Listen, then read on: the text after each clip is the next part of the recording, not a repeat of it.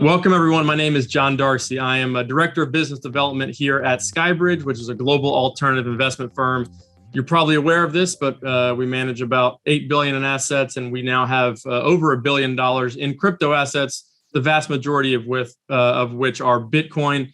We're joined today by SkyBridge co-CIO and President Brett Messing, who's also joined by our special guest today, who you likely know if you're involved in the Bitcoin space. His name is Saylor of MicroStrategy. We started hosting these SkyBridge Bitcoin reviews about a year ago. Michael was one of our first guests, and as Anthony talks about frequently, our conversations with Mr. Saylor were part of what helped crystallize in our mind the investment thesis and narrative behind why we had to be invested into Bitcoin in our flagship funds. And we subsequently made that decision, and it's obviously treated us very well. So we're very thankful to Michael for that. A reminder, we like for these to be interactive. So Brett's going to drive a lot of the conversation here today, talking about recent news in the world of Bitcoin, macro conversation around Bitcoin as well. But we also want to take your questions. So if you have an intelligent question, please submit it in the chat box or the Q&A box at the bottom of your video screen. I will screen those questions to make sure there's no shenanigans, but hopefully some good audience participation as well.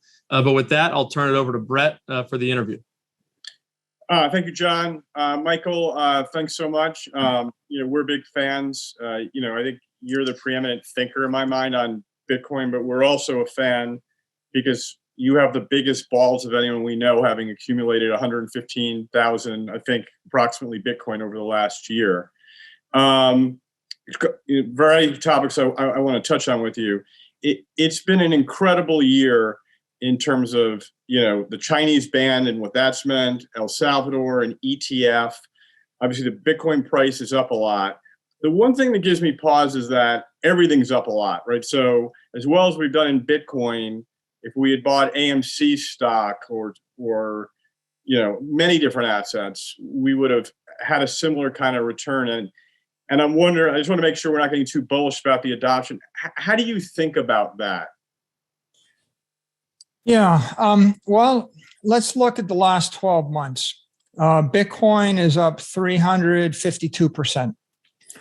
Gold is down 7.5%. The S&P is up 34.1%.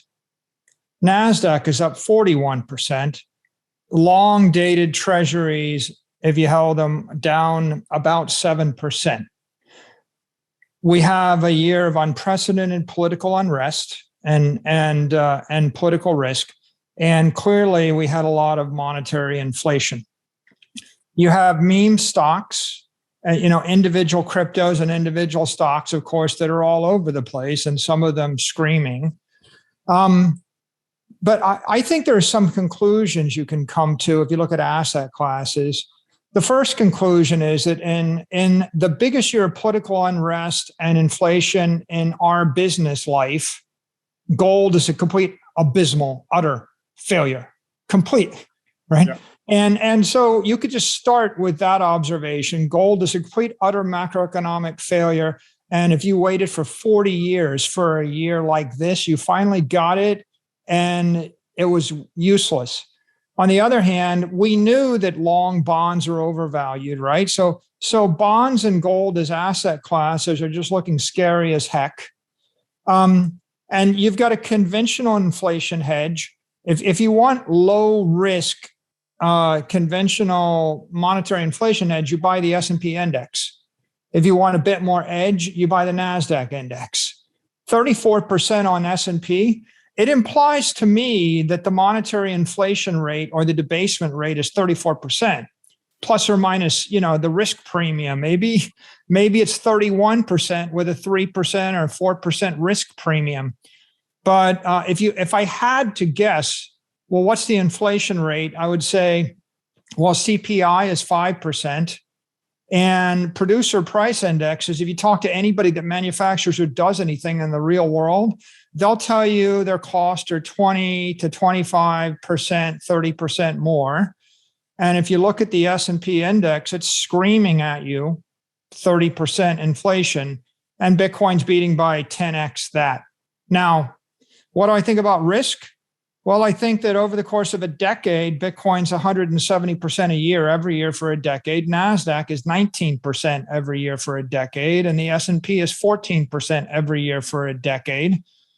So if you look at it like that, the market is, and gold, by the way, is, you'll love this one, minus 0.06%, minus 6 basis points a year, every year for a decade, and long bonds, 240 basis points. I mean, the conclusion you come to is pretty clear. If you can stomach the volatility and the novelty of Bitcoin, you're getting paid 10x. If you can't stomach it, you sit in the S&P index. And, the other things are speculative. And if you're a VC or a speculator or a trader, you can deal with that. But the reason I think that Bitcoin is compelling is, first of all, it's pretty clear that gold is broken. Bitcoin is digital gold. It's not broken. We just had the senator from Wyoming go on national television this week and state pretty much that. And so we know that it fills the niche of digital gold, and there's going to be an avalanche. There's $10 trillion still sitting in gold, right? If you're still believing in gold after a decade of minus 6 basis points, you just must not like money, right? Either you don't read charts, you don't, like, how many years of your life are you going to wait and fail before you admit it doesn't work? Because if I walked you into a house with no electricity for 10 years, I think you'd figure out that you can't turn on the lights at some point. So the first issue is gold is busted. And I think the second thing that's compelling about Bitcoin is the big tech trade looks crowded and overdone. I mean, if you go and you pull, what's Amazon stock right now trading at? It's Amazon's at 33.84, and that's exactly where it was a year ago, Brett. Okay, so with big tech, it's like the real question here in inflationary economy is where's the risk? Apple's got supply chain risk. They just cut their iPad manufacturing in half because they can't get chips. Amazon's got unionization risk. What happens when 1.5 million people unionize, right? And they've also got supply chain risk. And, you've got Google and Facebook, they've got regulatory risk. They're getting banned in China. They're getting reviewed in the US, and they're getting fined billions of dollars throughout the world. So if you're looking for no risk, or you're running away from risk, the truth of the matter is the lowest risk thing you can possibly buy right now is Bitcoin, because there's no CEO, there's no corporate headquarters, there's no product. The product is simple. It's 1/21 millionth of all the money in the network forever. That's the product. So you're getting away from the board of directors and the employee base and the regulatory nexus and the competition. And you already know there's a demand for a non-sovereign store of value. And if you're waiting, right, fundamentally, it has to pass. If you're an institutional investor, anything you invest in has to pass the MicroStrategy test. And that test is 3-part, Brett. Will it be copied? Will it be banned? Will it be hacked? And we talked about this a year ago when I met with you guys. It's like, well, Bitcoin, will it be copied? 10,000 times, every one of them a failure. There's nobody with a straight face that'll tell you they've got a Bitcoin substitute. The proof of work network and the approach, the ethos and the engineering and the protocol makes it very unique as a non-sovereign store of value. So it won't be copied. Will it be hacked? No one can hack it. Will it be banned? Well, you might have wondered a year ago, but after Christina Lagarde, Jerome Powell, all the senators, all the Congress people, the Secretary of the Treasury, right, and the head of the SEC just noted it's all digital property. It's scarce. They might say speculative. It's a speculative store of value. But, if it wasn't speculative, it would be trading at $10 million a coin right now. So the only thing that keeps it from going up by a factor of 100 is the fact that it's quote unquote speculative. But otherwise, it seems to me it's a lot more risky to buy gold. It's a lot more risky to buy a company, a stock, even a big, Name a big tech monopoly that's safe. Okay. Well, because if you're a monopoly, you're not safe. If you're not a monopoly, you're not safe for a different reason. So I think that the best thing you could possibly have is the volatility that keeps all of the conventional thinkers out of the asset, because that gives you a chance to buy it cheap. So that's actually a good jumping off point, Michael. So you MicroStrategy, you hosted a conference in February, which was, fantastic, sort of foster sort of corporate adoption. And, I would say, I think the market is disappointed that we haven't seen the follow through. There's sort of two related questions. So I know you've been working with FASB, that there are some accounting issues that have made it difficult for public companies to put it on their balance sheet. There's another dynamic I imagine you're aware of. We're investors in a number of leading private crypto companies like FTX, NYDIG, Kraken, a Bitcoin miner, Genesis Digital. And we're very active in that market. And the valuations in the private crypto market are going absolutely insane. Because what we're seeing is that an institution would rather pay an insane valuation for an asset that they don't have to mark, right, than to buy Bitcoin, right? So in my judgment, right now, Bitcoin is trading incredibly cheaply relative to where, say, crypto companies are trading, because of this preference to not have to mark to market. I guess, how do we pull these people in? What do you think about those two dynamics? So, first of all, let's just put it in perspective. Bitcoin's the best performing institutional grade asset of the year to date. It's up 344%. And that's an acceleration of 2x over its growth rate for the past decade, which was also the most impressive performance. So I kind of, as an aeronautical engineer, this is like going through the speed of sound. If we went any faster, we'd rip the wings off the airplane. Like if you have any experience with a boat or an airplane or an airfoil, there's a certain speed you can get to, at which point you just start to rip the wings off, or you start to move against the forces of nature. And I think if I said to, you're saying to me, well, we're disappointed. You're up 340% in 12 months. Okay, so Levin, that right? I get what you're saying. Right. We're disappointed that there aren't 100. We're disappointed that Apple Computer hadn't bought $50 billion of Bitcoin. Yes. Right? That's what we're disappointed about. Yes. And so let's talk about that. I think first of all, a lot of people, publicly traded companies, have a problem holding the property. And the problem holding the property is either it would take about a year, 6 months to a year, to establish a relationship with a crypto custodian. When you go to set up your Coinbase account or a Fidelity account or whatever, if you're publicly traded, you've got armies of lawyers and accountants going through due diligence and compliance check and security check and the like. I mean, bear in mind, most of these companies, most people that trade stocks have been using the same broker for 20 years. Most institutions have been using the same broker for 30 years. So having to actually come up with a new broker, a once in 30-year thing, I think that slows people down. I think the second thing is the FASB accounting treatment of indefinite intangible. It's hostile and prejudicial to a CFO or CEO that has a optically pristine P&L or balance sheet. If I buy $1 billion of Bitcoin, it goes down by 50%, then it goes up by 20. I report to the world that I have 500 million in assets and I had a $500 million operating loss, even though neither of those things are true. What I really have is 10 billion in assets and a $9 billion investment gain.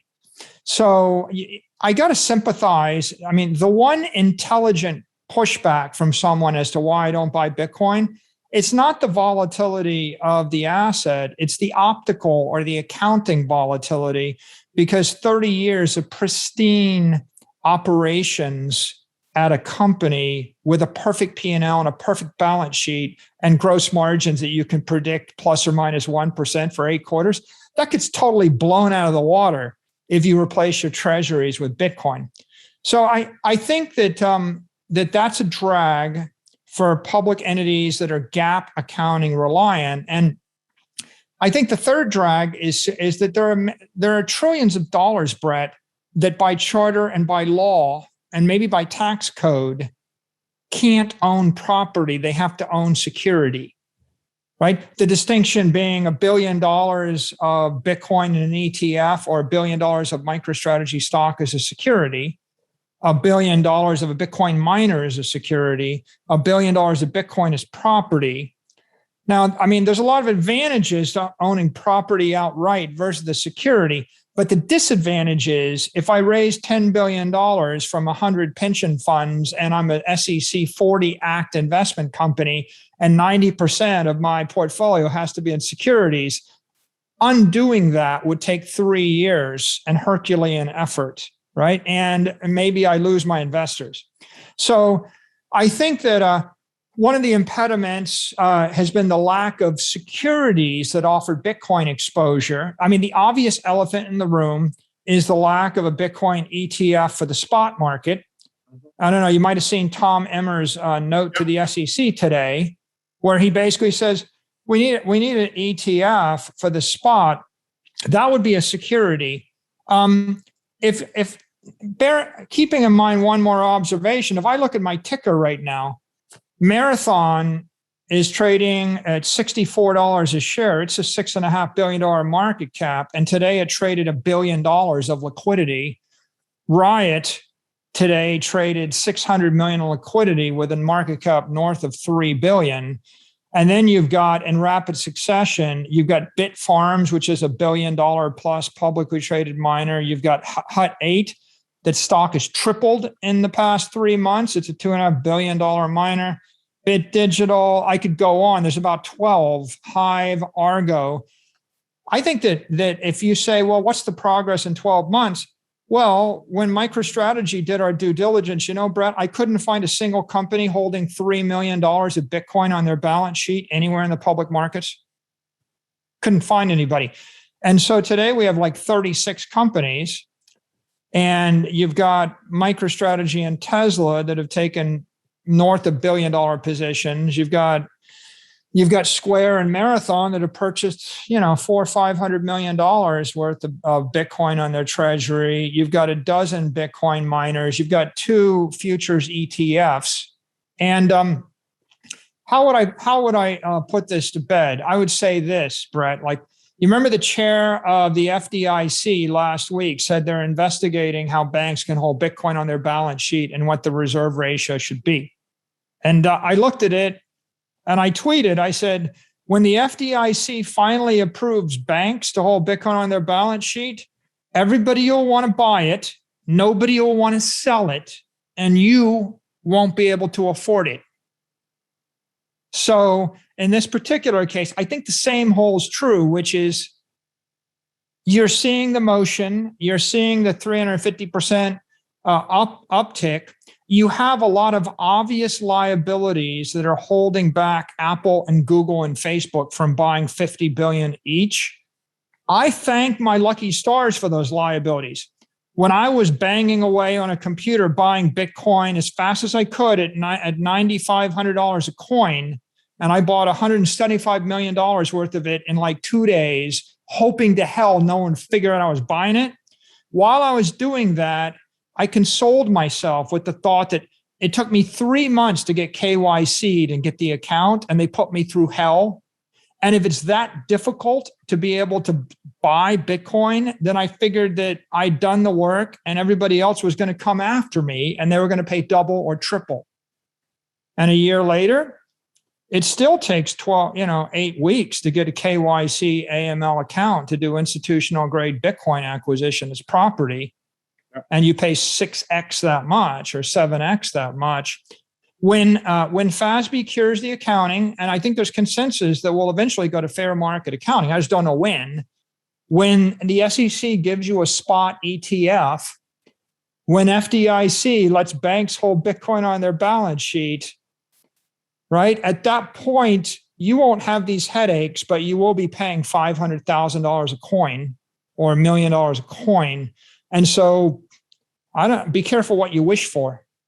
I think there's one other development that's important institutionally, Michael, which is, BNY is going to be rolling out custody.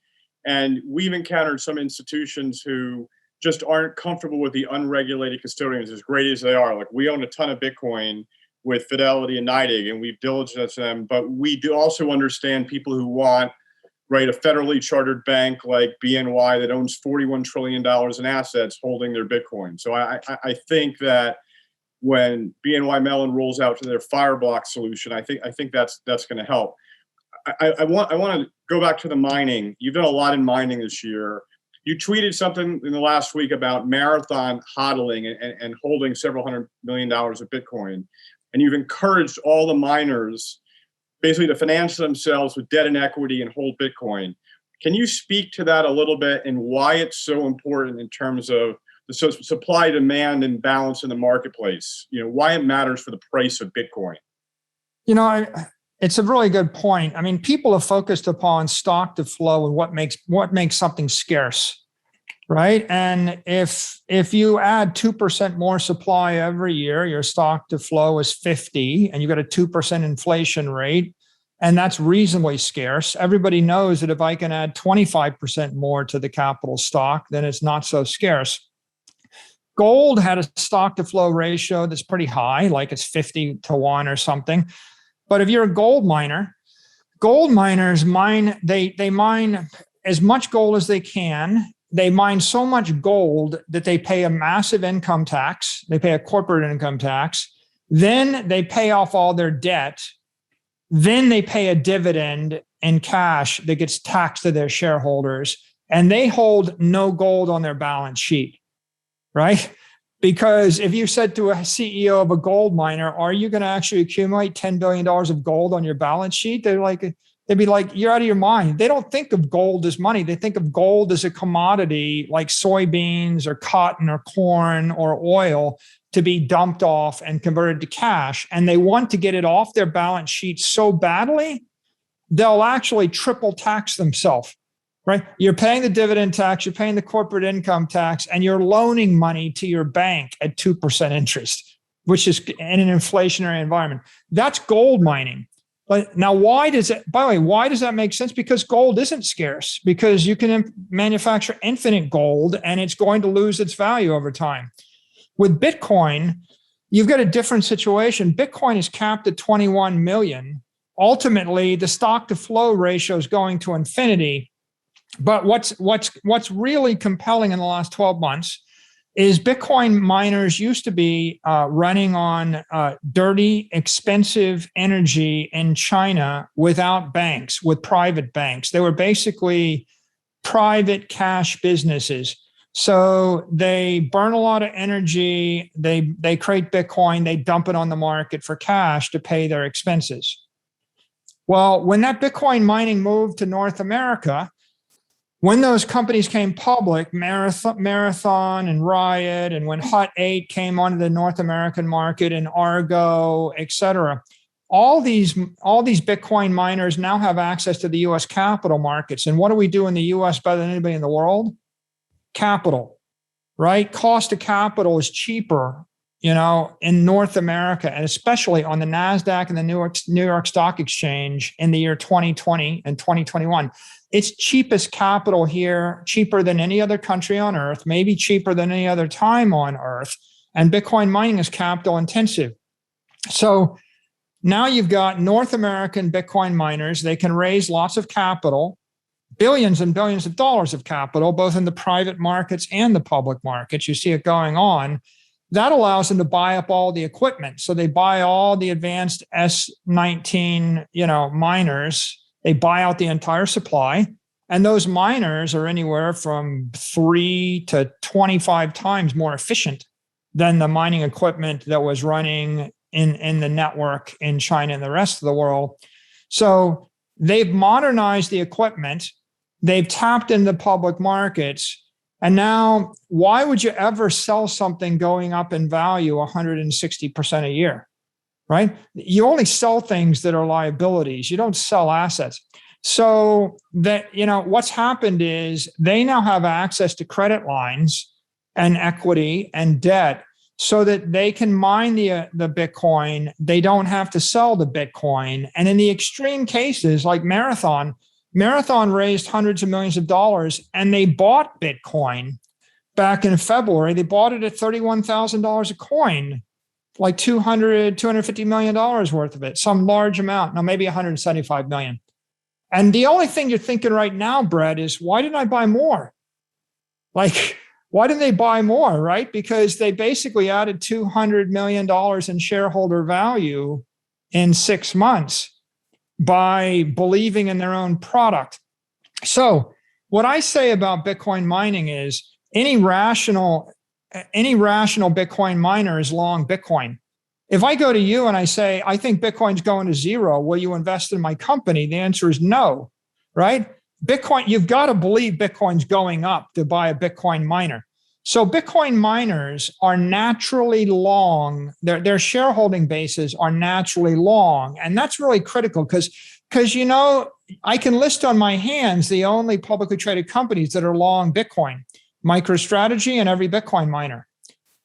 Tesla, Square, Apple, they're not long Bitcoin. They've got the majority of their balance sheets in fiat instruments and debt instruments, right? So only a company that's got more than 50% of its balance sheet in Bitcoin is long Bitcoin. There are two ways to get long Bitcoin. You can either do it the MicroStrategy way. If you watched us, we did an announcement. We did a Dutch auction. We went through a Dutch auction tender process, almost a share buyback, to invert our balance sheet to become long Bitcoin. It's almost like taking yourself public again. And then the Bitcoin miners, when they come public, that's what they're doing. They're getting long Bitcoin. If you are long Bitcoin, you can actually file a registration statement and you can sell equity, you can sell converts, you can sell debt, and you can do all that where the use of proceeds is Bitcoin. And what that means is that the traditional conventional thinking is Bitcoin miners are dumping 2% more supply on the market every year and the stock to flow is 50. But if half of them stop selling any, the stock to flow goes to 100. When half of them are well capitalized, trading at 10x revenue, and they start buying the Bitcoin, they buy all the supply mined by the weak miners, stock to flow goes to infinity.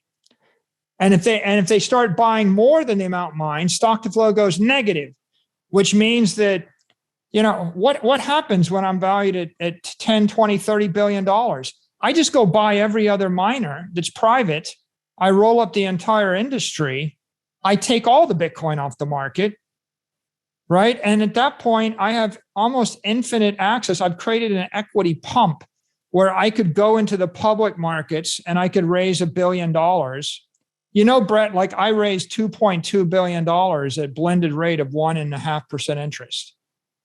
I can go and I raise billions of dollars at 1 or 2 or 3% interest, or make it junk debt.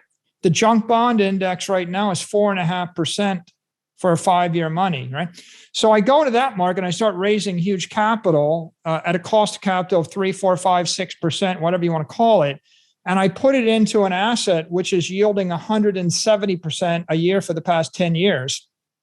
You want to be conservative? You can say, Mike, you're crazy. It's not going to do 170%. Okay, back it down by a factor of 10 and say it yields 17%. Borrow money at 6, loan it out at 17, arbitrage the difference. How much are you going to do with that? Well, all of it. All of it. What do I need? I need a publicly traded company that can file a registration statement. Where are they? Here in the US, in North America. It's happening right in front of your eyes. And Brett, it's never happened in the history of the world. You didn't see this with silver. You didn't see this with gold. You didn't see this with mortgage-backed securities, right? Mortgages aren't scarce. Houses aren't scarce. Buildings aren't scarce. Land's not even scarce. Silver, gold, and oil are not scarce. There's only one institutional grade property that is truly scarce that's ever become an investment grade asset for the public markets, and that's Bitcoin. And that was not the case 2 years ago. It is the case now. Look at the stock prices of all these Bitcoin miners, right? And stare at it and think about it a little bit and ask yourself the question, what happens if a company generating $200 million a year in revenue running an 85% margin gets valued at 15 times revenue. What happens next, right? There's a fire here, right? And the simple thing to do is just roll up the entire industry and buy all the other miners. The next thing to do is buy all the equipment because it's fixed. And the third thing to do is buy all the Bitcoin, right? And so I think that stock to flow goes to infinity, then stock to flow goes negative. And if you're a macro investor looking for an inflation hedge or a scarce store of value, is there any better store of value than an asset which is actually going to get progressively more scarce? And like, if you think of it as a fire, I've called this a fire in cyberspace. If you think about this as a fire, it burned for 10 years at 170% growth, and then it hit the public markets last year and it started burning twice as hot. It's like a fire burning through a warehouse that all of a sudden, starts burning. It moves into barrels of oil and then barrels of explosives or nitroglycerin, right? This thing is hitting incendiaries right now. How do you get a fire going? You blow oxygen on it. What is oxygen to money? A monetary fire. It's like billions of dollars of cheap liquidity, cheap debt, cheap equity. That's oxygen to a monetary fire. That's what's happening right now. No, look, Michael, I think that the miners hodling and the change in the supply-demand dynamic is one of the most important developments. You get a lot of credit for it. I think people are missing it. But I do want to ask a question about scarcity, right? Because we know Bitcoin is the only asset in the world, right, where the supply does not respond to an increase in demand. And that's why, we've had, and, I agree, we're going to have these parabolic moves and maybe some that will blow both of our minds away. But at the same time, Bitcoin's percentage of the overall crypto market has declined. So there is capital, right, that is being siphoned away. Like people are saying, I'll invest X in crypto. They're buying some Ethereum, they're buying some Solana. And I would tell you, this is in my household, Bitcoin is a family affair. My middle daughter just started working at Coinbase after graduating Brown. She's going to try to streamline the KYC process. She would say that Bitcoin is a boomer crypto. You and I are boomers. And she owns Bitcoin, but she also owns Solana. She owns Aave and da. So what are your thoughts on that? Like, is the scarcity being diluted by other cryptos and they taking share from Bitcoin demand? Yeah, I don't think so. I think that there's two markets here. There's a crypto market, which is really a tech VC market. And that's the ETH, Solana, Cardano, Binance, Smart Chain, fill in the blank. What their best hope is that one of them or some of them can dematerialize the banking and the exchange segment of the economy. Like they dematerialize JP Morgan or NASDAQ or New York Stock Exchange. And it's looking increasingly like Binance and Coinbase are going to are the competitor to NASDAQ and New York Stock Exchange, more so than the DeFis, in my opinion. But the crypto sector is all about dematerializing applications and banking, and it's a fintech play. And on the other end, Bitcoin and digital property is about dematerializing gold, commodities, and demonetizing property and buildings and land and real estate and ultimately money. And if you want to look at the two of them, right? If you want to demonetize property, you want something which is industrial strength and will last forever, and that's a proof of work network. You want real money with real energy will provide you real security. And the closest competitor to that is Bitcoin Cash, Brett, and it's 1% of Bitcoin going to zero. I mean, it's a disastrous joke, right? Ethereum is sitting in the middle because they're trying to migrate from proof of work to proof of stake, but clearly their future is in proof of stake. And proof of stake is a necessary technology to try to get the speed and the performance to be an exchange. That's why they're doing it. But, that entire, that addressable market is the next generation fintech market. and you will compete with JP Morgan and Square and PayPal and Coinbase and Binance and Citadel high-speed trading, and they'll all compete with each other. And Solana will compete with Cardano, will compete with Binance Smart Chain, will compete with ETH. And so ultimately, you've got execution risk, you've got competition risk, you've got all manner of regulatory risk, right? I mean, you want me to catalog how many different ways can the thing fail? Like, would you move to a country that told you they were going to disband their military and their law enforcement next year, but it should work out well? Because that's the Ethereum value proposition right now, right? You don't know how the proof of stake thing is going to work. You don't know. If you read the president's working committee report this week, you know that there's active review of all the DeFi protocols, at the administration level, and the writing is on the wall. It's pretty clear. Most of them are securities. Others are commodities and derivatives. They're all it's likely that the regulators are going to apply regulatory oversight to the DeFi exchanges, to all the exchanges that handle all those tokens, and to all the developer groups that actually handle them.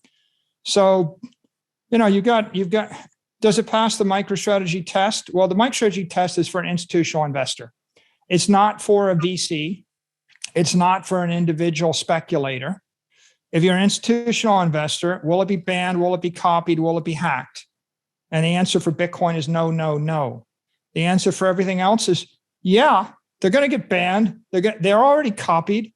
There's like 48 dog coins in there's 10 Elon Musk coins. There's 2 Saylor coins. They're getting copied every hour, right?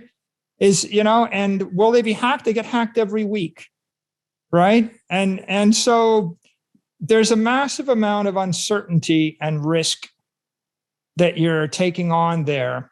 And those things are not robbing liquidity from Bitcoin if you understand why you're buying Bitcoin. You're buying Bitcoin because you don't want to monetize real estate in Canada, and you don't want to put your money in the S&P index, and you don't want to hold gold, and you want to put, like, you go borrow $10 billion and buy $10 billion of Bitcoin, right? And lock in that trade. That's something you would do with something that was bulletproof. You're not going to go borrow $10 billion to buy Shiba coin and lock in that trade, right? Those are different things, right? That's in the spectrum. You've got the savers. The savers are going to convert a weak asset to a strong asset. That's like taking pesos and converting it to dollars, and taking dollars and converting it to Bitcoin. That's a saver. The investor strategy is, I take portfolios of risk. I'm going to bet on Apple versus Google versus JP Morgan versus Ethereum versus Solana, as technologies, and which technology wins. The traders are trading portfolios of risk derivatives and yield curves, and they think that this will move in line with that. And the speculators, they're in it for Shiba, Bow Wow, right? And this is up and that's down, right? And the meme coins, and it's all good fun and it's entertaining. I would say the crypto world is, it's got all of those classes of players in it jumbled together. And probably the most important thing for an investor is figure out, are you an institutional investor? Are you a saver? Are you a tech VC? Are you a gambler? Are you a trader? If you're a trader and you're fixated upon trading SHIB versus Doge versus Solana versus Cardano, maybe there's something there. But I'm not going to stand up in front of 1 billion people and tell them that the solution to their monetary problems is mastering trading or mastering speculation. And in fact, Brett, the fundamental theme here is, I don't even think it's wise to be betting on Apple versus Amazon versus Facebook versus Google versus Microsoft. The whole point of this is there's massive amounts of investment risk. Buying Exxon or British Petroleum, you could buy $100 billion blue chip, 50-year-old, 100-year-old company.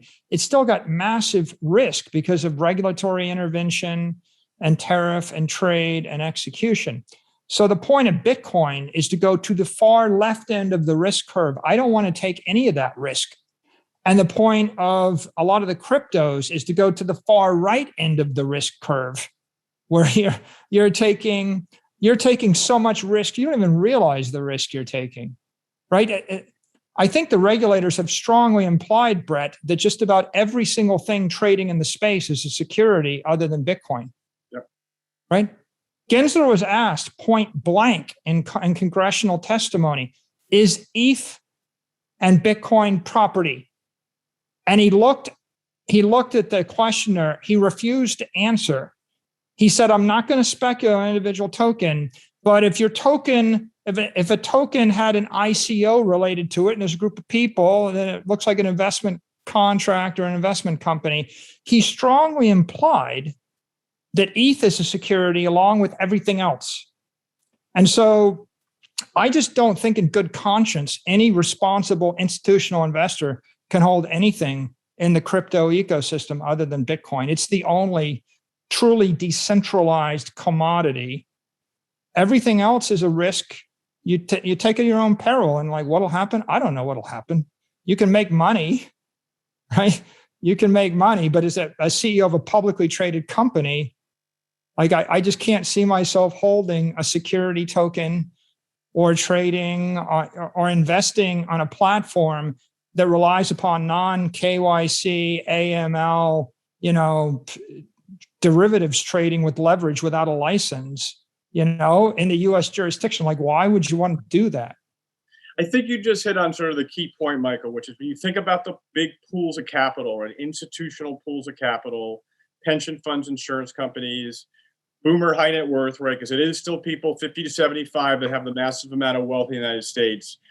When they buy an asset in the cryptocurrency sector, they're going to buy Bitcoin. They're not even going to think about Solana, right? They're only going to think about Bitcoin. And I think we both believe that capital's coming. I got two more questions for you to finish up. One, like, what do you worry about? Like, if we're wrong, why are we wrong? We might be. Really, right? We got to show some humility, right? We might. If you're watching me on Twitter, you notice I'm not exactly worried. No, you're not. But you know what I'm worried about. I'm worried that a lot of people. I'm worried that a lot of people overinvest in the altcoins and underinvest in Bitcoin, because you've got one thing, which is digital property or digital energy worth $500 trillion. That's the most important invention of the century. And then you got 10,000 crypto assets that are just speculative instruments, of which 99% are going to fail.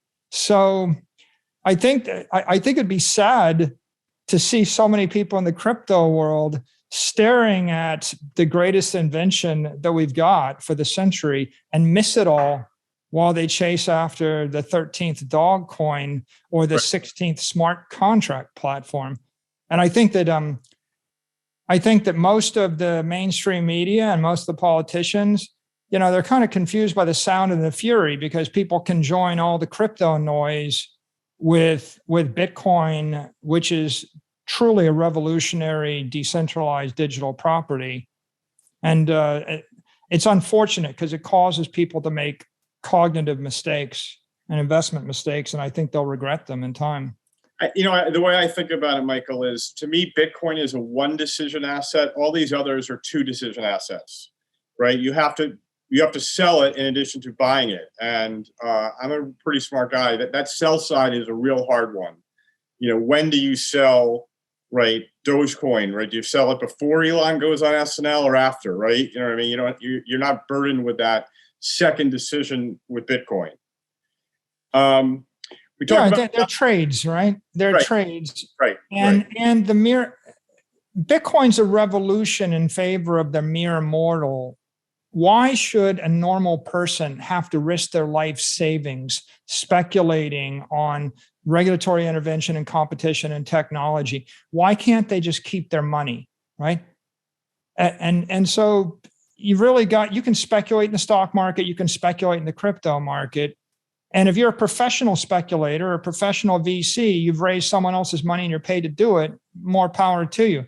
But it's unfair to actually ask the average person to speculate, to gamble their life savings just to avoid not getting poor because of monetary policy at the level of the central bank. And Bitcoin's the solution to that. That the other solution, the conventional solution, is buy the S&P index. But the S&P index is a defective solution because it's a security. Corporations can't put securities on their treasury balance sheet. You're capped out at 40% per the SEC 40 Act. So literally, you're by law prevented from that solution if you're a big corporation. And if you're unbanked or outside the US, you don't have the right brokerage. You don't have that choice either. So Bitcoin is a fundamentally different thing. The rest is just an extension of like Robinhood trading one way or the other. Right. So, Michael, we talked about a number of prospective developments that would be very positive, right? The FDIC providing guidelines for banks, maybe a spot Bitcoin ETF. As I mentioned, we're going to have custody at BNY. We had El Salvador make Bitcoin legal tender. There's stuff happening at other countries. Is there any specific thing you're out looking at that, is a positive development, or is this just this aggregation of momentum, or what do you got your eye on? I mean, I think that the catalyst to watch are any developments on the accounting front. That'll be positive. Regulatory clarity when it comes from the FDIC. I think we can expect regulatory clarity on security tokens. Eventually, it'll come from the SEC, from the CFTC. I think the stablecoin regulatory clarity, I think all of those things will have an implication. So watching regulatory developments and then the approval of ETFs. I think just a basic plain vanilla spot ETF would be a very bullish development. And then, of course, obviously large buyers, at some point, you would expect that these macro funds with the billions of dollars of gold will finally throw in the towel, and give up on gold. And if you start to see serious rotations from gold into Bitcoin, ironically, Brett, when I started buying, it was $9,500 a coin, and now we're like 63,000 or whatever a coin. I bought more than $1 billion. I bought $3.3 billion worth of Bitcoin. Tesla bought half of that. Right? If you make a list of public entities that announce they bought more than $1 billion and they're not ashamed of it, it's still not as many as you would expect. We got up by 600% on the backs of like 3 or 4 big announcements. Right. And then a bunch of mid-size announcements, right?